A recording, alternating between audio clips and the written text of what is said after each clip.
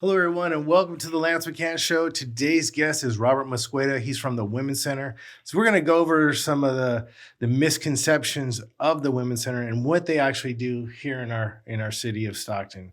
So thank you for stopping by, brother. Man, I appreciate it, brother. Thank you. It's a pleasure to be here, man. For real. Thank you. I appreciate it. I've been trying to get you on for a long time. You have. Exactly. I'm glad now I have the opportunity to be here and be able to talk to everybody and let everybody know what's going on. Cool. So the Women's Center, it's not just for women. I held that misconception my whole life. I had no idea what the Women's Center actually did. So what is the true name of the Women's Center? Let's start the Women's Center is the Women's Center Youth and Family Services. So the Women's Center encompasses all, not just women and children, but also men as well. So it encompasses everything on a multitude of different dynamics of things from domestic violence, sexual assault, CSEC, human trafficking, youth services, mentorship, and we even have a what we call the Spot. It's kind of a youth center for our homeless youth and or at risk to be homeless youth as well. Well, shoot, there's a lot to unpack right there. Yes, sir. Let's start with domestic violence. Yes. We had talked a couple weeks ago about men being assaulted by women. So let's kind of go down that rabbit hole a little bit and talk about that. So, because I had no idea that the Women's Center helped men with domestic violence. No, definitely. And it is important to bring that out, especially amongst what we're going on right now with COVID and people being isolated and whatnot. It's important to get this information out so that the people know that there is a resource out there like the Women's Center, Youth and Family Services, and there is men that are victim to domestic violence, just as much, not just as much as women, but it is grossly underreported. But we do service men. You make a good point, because I look at myself, if my lady was whomping on me every day, I probably wouldn't come to somebody and say, dude, my lady's hitting on me every day. It's like it's emasculating to say that, and two, like, where would I go? Exactly. And that's where we're trying to get over that threshold of men's identity being wrapped up in masculinity. That isn't your identity. Your masculinity isn't your identity, but we tie that in together, and you don't feel masculine, therefore I'm not a man, and I'm this and I'm that. And it's kind of twofold. It's like you're being judged. I can say from a male's point of view, you're probably being judged, or at least you think you're being judged by other men because you're reporting it. Oh, you're weak, you're this, you're that. And then from a female perspective, as a man that I'm reporting that, and, does she not think I'm masculine or a man or whatnot? Yeah. So, a lot of those thoughts probably go through a male victim's head and their thought process. And that's really where we're trying to get over. That's pretty profound and deep. So what would you suggest a male victim? Because really that guy, he's a victim. He may not look like himself as a victim, but when you boil it all down, he's being victimized. Exactly. And what I would encourage those males that are out there that are victim to domestic violence, and it's not just physical violence.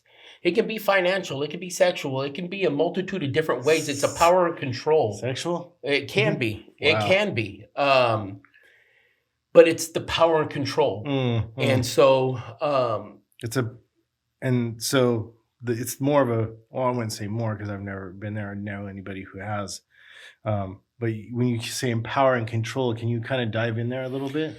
So, yes. So let's just say an individual doesn't have the financial means to live on their own. Maybe they're not working, and your partner controls the finances, has the property in their name. And so there is that control dynamic of where are you going to go? How are you going to survive? Yeah. Who are you going to go to? Yeah, get out of my house. Right. You get comfortable with living a certain type of lifestyle maybe, and then you're left with nothing. And so there's many different dynamics in that power and control wheel. Yes. So you're like, either I'm gonna be homeless, or I just bite my tongue and stick it out. And that's what happens to a lot of those that are falling victim to domestic violence, whether it's male and or female. It's they're playing out this scenario in their head that where am I going to go? How am I going to start? What am I going to do if I have no money? I have kids. I have this. I have that. It's very scary to think about, even not being involved in it directly myself, but I can just empathize with somebody playing those scenarios in our head. And that's what the Women's Center is all about. We're there to provide that support. We have shelters for those that are in domestic violence. So you can come there and come with your children, whether you are male and or female. Wow. And find safe haven there. Start putting a plan together. We have advocacies, advocates that can go out there and help you through the court process, can help you through the restraining order process. Really be there as a support to guide you and help you through this process, because it is very traumatic. Oh, okay. Man, I can't even. I've gone to the courthouse to try to fight a traffic ticket. I couldn't even imagine what it's like to go through something when your head's not screwed on straight, and you're just trying to deal with, what's my next best move? Where am I going to sleep? Where's my next meal? I got $4 in my pocket. Exactly. So. Exactly. And then you've probably been brainwashed to be told that you're not good enough. You're not this. You'll never be anything without me. And although it may not resonate with you, it is kind of programmed in those individuals' minds. And so having that support next to you to say that this isn't natural, this isn't right. And statistically, a lot of what we see is maybe generational. So victims of domestic violence may have grown up in a house of domestic violence and seen their mom or their dad victimized. And so this became a normality for them. This is normal relationships. This is what is a relationship supposed to be like. And so it's really helping those individuals to let them know that this isn't normal, and that they feel empowered, and that they can find their voice again, find out who they are outside of that relationship, and then really build a solid foundation so that they can grow from that and move on from whatever trauma they were just leaving. That's pretty powerful, man. Yes, sir. Man, I had no idea. Man, I'm telling you, we do beautiful work out there. We do beautiful work, and it is a collaborative effort. That's what I really love about the Women's Center, is that it is collaborative. It is all hands on deck. Even though we are in different departments doing different things, we communicate, whether it's a family coming in for domestic violence, but they have children. Well, boom, maybe they fall into our youth services division, whether or not it's our transitional age youth department and or our outreach department, connecting them with supportive services as well, because we're really trying to do that wraparound service. What good is it if I'm healing you, but everybody else is broken? Yeah. Everybody else around you is broken. And it's really just doing that wraparound service so that when that family leaves. You make a good point, because my friend from Kelly's Angels, which I know you know, Jamie. Yes. He started a foundation, and he's like, the kids, the parents get all the attention. The kids just are left to their own accord, and it's a downward spiral for them. So that's great that there was this wraparound service for families like that. And again, I had no idea. Right. I didn't even know the place was until you told me the other day. I'm like, man, I drive by that place all the time. Yes, sir. And the office is deceiving. So when you look at it, you see this small little front building, but it stretches all the way back. It stretches all the way back to where we have a youth center back there that are homeless youth and or So that's risk. Where the spot is? Yeah, definitely. That's where the spot's at. It's located at 729 North California Street. It is phenomenal. I absolutely love that facility right there, because one, we're in the central part of Stockton. Yeah. But also we have a shower so that our youth that have been out on the streets can come in and get clean. Wow, that's powerful right there. It is. There's nothing more than being able to come in and clean yourself and change into a fresh pair of clothes. So we do have a clothing closet that they can switch out their clothes. We have a washer and dryer there so that our youth can come in and wash their clothes. Dang, I'm going to have to start Now I know where to take my clothes to. Yeah, I would love to help, man. But it is phenomenal in its way that, we have chairs in there right now. We have a TV in there. We have internet. We have Wi-Fi, so you can stream on the TV. We have staff in there. The option for supportive services when you're ready.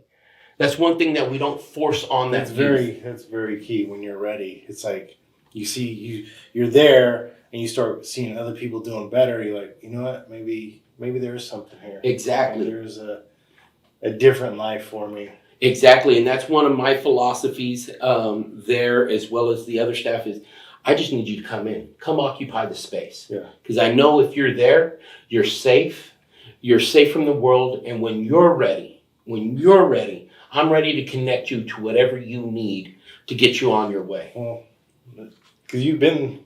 I've been there. I may have been there once or twice. Yeah, we'll touch on that a little bit. So, it's women's... Women's Center, Youth and Family Services. Okay. So, let's talk a little bit more about the youth services. Yeah. Other than, we know that it's spot, but what else do they do for the youth? So we also have another program called TAY. It's our Transitional Age Youth Program. It's for those that are 16 to 25 years of age. Mm-hmm. And it's a mentorship program, but it's a lot more than what you think, just mentorship.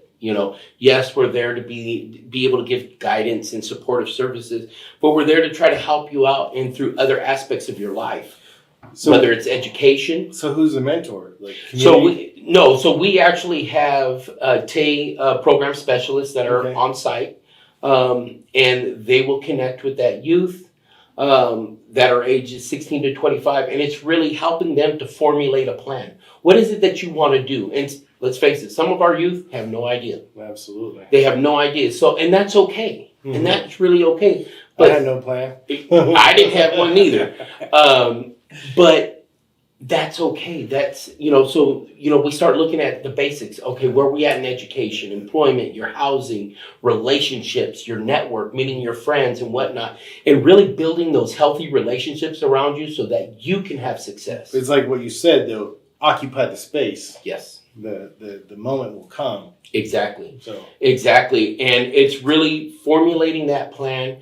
And then those TAY specialists walk side by side with that youth and connecting them to the services that they're going to need to be successful in life. I held a booth at Delta College a few years ago for housing, and my brother did the car section, like how to build your credit. Right. Why you don't want to buy from my place. You want to keep your credit good because it saves you tons of money on your interest rate. So it was a good program. I met a lot of nice kids there, and I think I was there that year in a different capacity.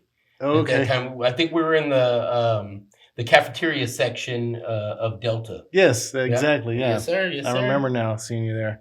Yeah, it was a good turnout. There was a lot of people. It was. So,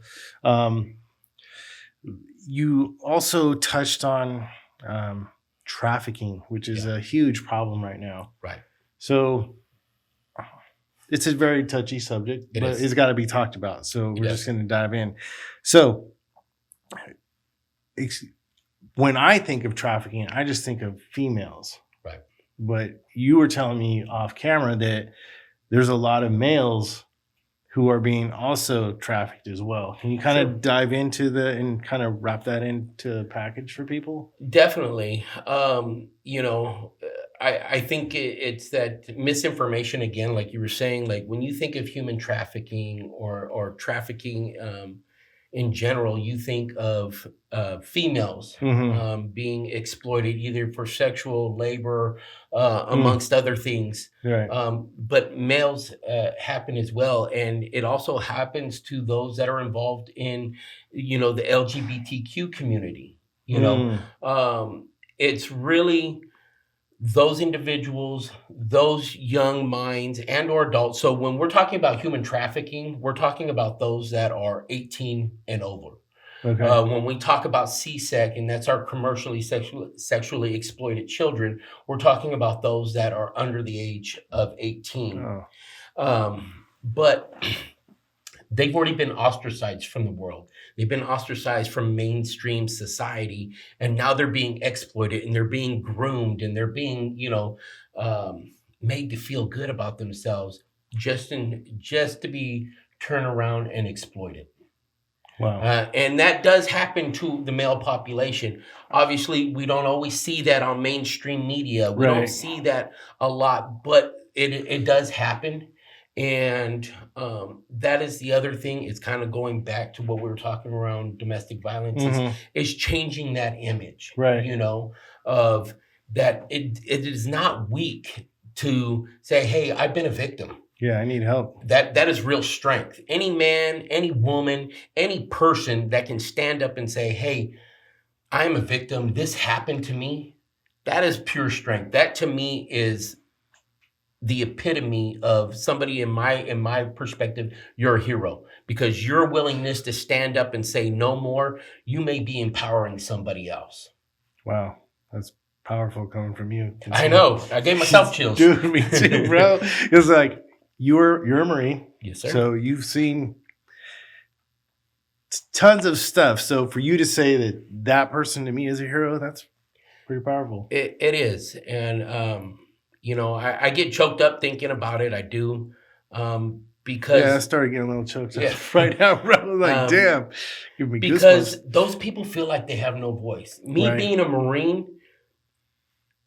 my job was to protect us. Yeah. And even now, that's kind of what I feel like my job is now. It's not to just protect you, but it's to empower you to have a voice. And anybody who can stand up and say, hey, I've been a victim of this, I've been a victim of that, that is so powerful. That is more powerful than I could ever bring, because now somebody else may have heard you. Yeah. And now they feel the strength, or they feel like I have some sort of support out there. You just help somebody else. You don't even know it. Exactly. You just save somebody's life. Exactly. So. Exactly. Maybe that child now reaches out for help, or that young lady or young man that's being sexually exploited right now, they reach out for help. Or that male or that female that is suffering in silence and domestic violence in their home, now they reach out. Wow, dude.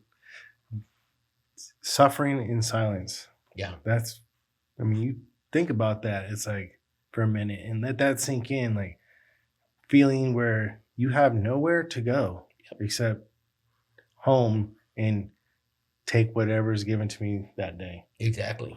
That's pretty sad, man. Exactly. I mean, that I think you're made for this role, bro. I appreciate that, dude. I have traveled the path, and so when I speak on things like that, I also reflect on my youth. I reflect on things that I've grown up in, even as an adult. Well, because you were a troubled youth. Yeah, I mean, I was. You were out there on the streets and I was running wild. I was. You know what? I grew up in a house. In domestic violence and abuse, and from your father, mother, from my father, and my mother was an alcoholic. Okay. So my mother and my father were separated when I was very young. So I came from a broken home. Okay. My father was 35 years Department of Corrections. So I always tell everybody I was an inmate before I was ever a son. Wow, dude. That's how I was raised. And my father used to beat me, me and my sisters. Primarily me and my older sister. And the common words that we were told as kids was dumbass, excuse my language, spastic, moron, stupid ass, and then this fear, this absolute terrifying fear of my father. When you hear the car door shut. I could hear, I kid you not, I lived out on North Stockton, and my room was clear across the other side. Clear across the other side from the garage. And I promise you, I could hear that motor to the garage. Yeah. I could hear it when it kicked on, and then my fight or flight response would be activated. I'd start to get anxiety because I didn't know whether or not I was going to get beat today. I used to be able to hear the jingling of the keys from his belt, and I could tell what kind of mood he was in. If they jingled kind of hard, then I thought, oh, he's in a bad mood. Again, that anxiety, that fear. And so growing up with that, I didn't realize the effects that would have on me until much later on in life. Well, because as you grew up, you ended up becoming an actual inmate. Yeah, I did as well. I did. I did. I actually ended up incarcerated after my time in the Marine Corps. I was institutionalized before I knew what being institutionalized meant.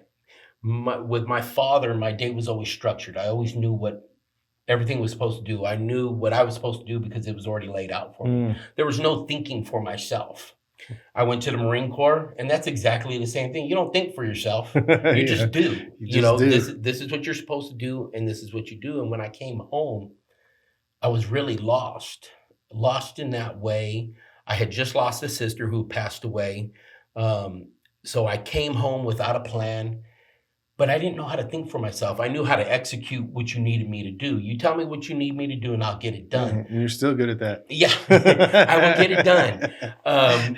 But it was that thought process, man, that I didn't know how to think. People would tell me, like somebody like you would, well, Rob, what do you want to do? I don't know. You tell me what you want me to do, and I'll get it done. I'll go get it done. Yeah. And it wasn't until I was about 35 years old. I walked out of prison 9 years ago this last August. It's been 9 years. And in that time frame, you know, bought a house from you. Yeah, that's great. Bought a house from you. I was able to get 2 degrees. So I went to Delta, got my degree in behavioral science. I went to UOP, the University of Pacific, received my bachelor's degree in sociology. Which is a huge accomplishment. It was, man. I was tremendously blessed to be able to do that while I was raising my daughters. I was homeless for a while. Yeah.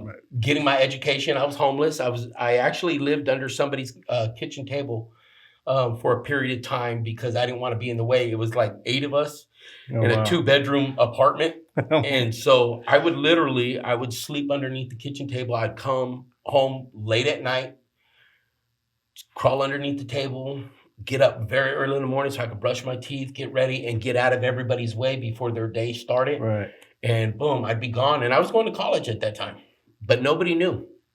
Nobody knew. I didn't tell anybody. And you didn't want somebody crushing your dream, telling you, "Oh, you can't do that." Right. Like, I'm going to do it. And I every time I wanted to quit, and there was times I wanted to quit, I'd just like, I can't. I would look at my little girls and I'd be like, no, I'm going to make this happen. Yeah. I'm going to make this happen. And I say that because it's not, hey, congratulate me. It's really, it can be done. Yeah. I made the sacrifice. Right. It's not all sunshine and rainbows. No, it's not. And I think what's important for those that want to do something different in their life, it's connecting to those supportive services. Yeah. Those that can help you along your way. Don't be so proud to where you don't look for help. There's no way I could have done this without help. But I had to go out there and find it. But you make a good point. I mean, you're not really making the point, but I'm going to wrap it. Hopefully I can wrap it up. Is like, you meet people like, oh, I did all this by myself. Like, did you really? Right. Who was in your life guiding you? Who was that person you would call when you needed advice or know what to do? Like, you know, you have a problem at school, you have a problem at work. Right. Like there are people in our lives. We don't do this alone. Right. There are people in our lives that touch us in ways that we don't know. Right. No, exactly. And, you know, it could be the smallest of things. Maybe it was a counselor at school. Maybe it was somebody in your job or, you know, somebody that you met that now connected you to somebody else. And now this whole networking starts. And that's really, for me, that's what the Women's Center Youth and Family You never know Services when, is. I'll tell a quick story. I was downtown. I was looking at this apartment building. Mr. Murchison, if anybody knows Mr. Murchison, he was the football coach. He was a principal. If you were bad, he'd swat you with a big old paddle. He was a real estate agent, and I met him downtown. And this guy was out there selling crack, and he was like, "How do I do what you do?" I'm like, I don't know. Like, he's like, hire me. I'm like, I ain't hiring you, dude. Right. You're gonna steal my tools. He's like, how much are your tools? I'm like, I'm like, $2,000. He's like, pulls out a wad of cash. He goes, I'll give you $2,000 right now. You hire me. I'm just like, here's my card. Call me. He never called me, but he was always on my mind. And I was like, man, where is this guy? Right. 6 years later, randomly, I was going to go to the Habit because it just opened. Right. And my buddy was down from Hawaii. He was like, no, let's go to In-N-Out. And I was just thinking about, his name was Fred Wesley. And I was just thinking about him. And I'm walking out, and this 6'4" tall black dude is walking. We're crossing paths, and I look at him like, is your name Fred? And he just like looked at me like he just saw a ghost. Because later I found out on the streets, if somebody knew your name, your real name, you were probably dead. Right. Like, so nobody knew his real name. And I said Fred Wesley, and like he really just like, he was just like, who is this guy? You could just see it in his body language. He didn't know whether to punch me or run. And I go, it's Lance. We met downtown. He's like, oh, bro. He goes, I was just telling my lady about you right now. Babe, tell him. And she's like, yeah, this is really weird. Wow. I go, what are you doing with yourself? He goes like, because of you. He goes, I caught a case, and I went to Delta, and I become an electrician, and I just graduated. Wow. And I'm like, me? He's like, yeah, bro, I owe it all to you. I'm like, I didn't do the work. Wow. You did the work. You owe yourself that. Exactly. He's like, but you planted the seed. I'm just like, I accept that. Yeah. I'll take it. Cool, man. Exactly. And that's what we are. We're seed planters. Yeah. So I will be the first one to tell you, I can't change your life. I cannot. I can give you the path. I can give you the path. I can give you the seeds. I'm going to give you water. It's on you to allow it to grow and allow myself and those that are in this work to guide you and be that buffer to help you along your path while you're achieving what you need to achieve. I think you're doing a perfect job, bro. I do too. I mean, I really love what I do. Obviously, tell. you know tell. what I was doing before. I know what you were doing before, but I could tell I could feel your passion and your love for what you do and the people you work with. Well, and like, so obviously I won't go into it in too depth, but I was doing gang work before. Mm-hmm. And these are guys that are already involved in the gang. Right. They're at the highest risk for gun violence. Now I have an opportunity here with our youth to get involved in their life before it ends up on that path or another path, whether it's through, CSEC and HT or, being homeless on the streets or getting involved in drugs and or the gang life or whatever that traumatic choice could be. I now have that opportunity along with everybody else from the Women's Center to be involved in your life and help you and stop you before you end up on a path where you're like me 30 some odd years later, finally having the epiphany and the light to be like, oh, damn, I screwed up. Yeah, exactly. It's all on me. Exactly. And it is, no matter what, those choices are on me. But now we have the ability to try to step into these young people's minds and their lives and provide them with certain things that are going on, especially with COVID going on. Things are shut down. Yeah. Kids are isolated right now. It's a big worry, obviously, with kids not being able to go back to traditional school. Mm-hmm. There's probably an increase. We know there's an increase of child abuse going on. Right. There's predatory grooming going on because we don't have that social interaction that we're used to. So now our youth are even more online when we're trying to take them off. But there's no mandatory reporters. I mean, the mandatory reporters, the teachers who are mandated by law to report things, they no longer see those kids on a daily basis. Exactly. And those teachers are crucial. Oh, yeah. Are crucial because as teachers, they are like social workers. They do notice the behavioral changes or the shift, or maybe there's some fresh bruises or things that are going on that are out of the norm that they can identify and raise a red flag so that the appropriate people can be notified and can be looked into. And so those things are going on, especially right now with, our young kids that are being groomed, by somebody else that's being online and giving them this self-esteem and telling them, oh man, you're so pretty and you're this. All that and stuff you're that. Online is crazy. Oh man, come outside, and it could be that bad choice that just got them kidnapped. Yep. And it's just really bringing awareness to those that are in education and as well as parents, providing parents with resources and tools as well, especially in the time like this where it's unfortunate we've seen many businesses, nonprofits, small business, even major businesses that have had to close their doors. The Women's Center has found a way to keep itself open, keep itself viable through COVID-19. And I think that's really important for people to know. There is an agency out there that can help you. And if it's not our services that can help you, we can connect you with what you need. We're not going to just be like, well, hey, you don't meet our qualifications. Good luck to you. Yeah. No, we're gonna make sure you get handed off to the appropriate service, because maybe you don't have nothing that's going on that wraps around with us, but you need help. Yeah, you guys are connectors. You guys are connectors. Exactly. So speaking of connecting, how do people find you? So very easy. We actually got a couple of different ways, and I'm going to our youth services crisis line. Okay. And that number is 209-948-1911.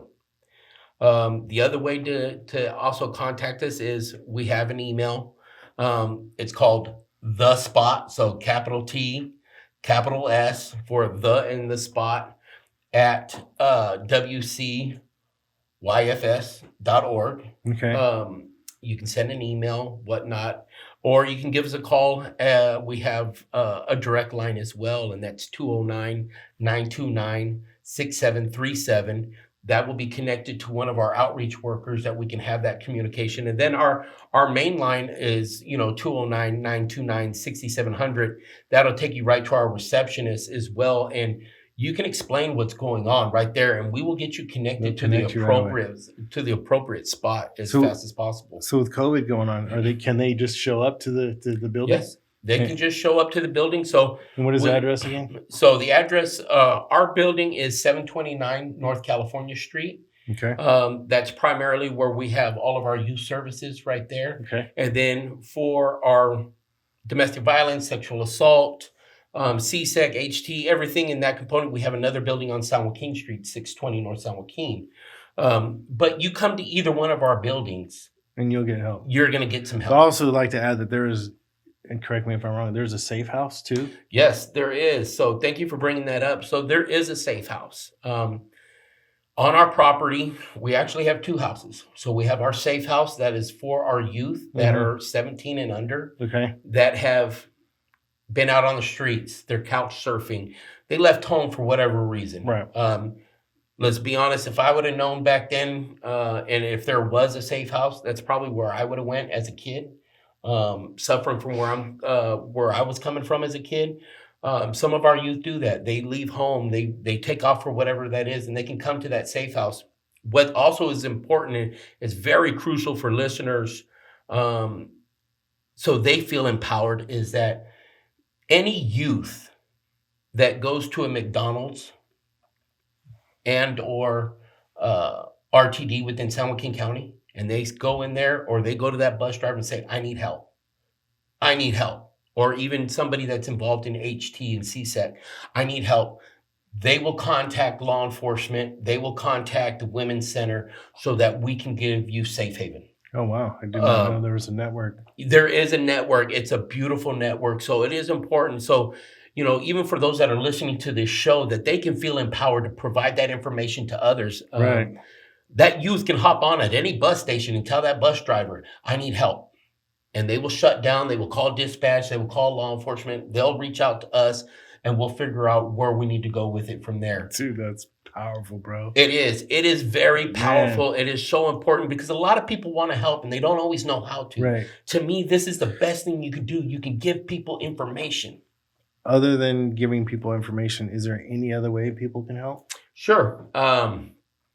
As a nonprofit, in the nonprofit world, we survive by grants or donations. And so donations are always welcomed, whether it's monetarily and or supplies. We always need men's stuff. Obviously, everybody thinks Women's Center, Youth and Family Services. So it's women and children. And yes, we're grateful for all that, but we do service men. And, so if you want to donate men's items like jeans, t-shirts, socks, underwears, things of that nature, it is more than welcome to do that monetarily.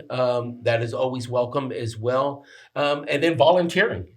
We have a process to volunteer for volunteers to get training, to come in, to be a part of this process. that is always welcomed as well. Because without some of our volunteers, it'd be hard for us to do what we do. Right. Well, thank you so much for sharing. Man, I appreciate coming on here, and I appreciate all those that are listening today. Please feel empowered to share this information to others, because believe it or not, the more you share it, the more you share with others, you're empowering them. You could be saving somebody's life and you don't even know it. Absolutely. Thank you, everyone, for tuning in, and I will see you next time. Have a great day, and remember, yes, you can with Lance McHan. Yes, you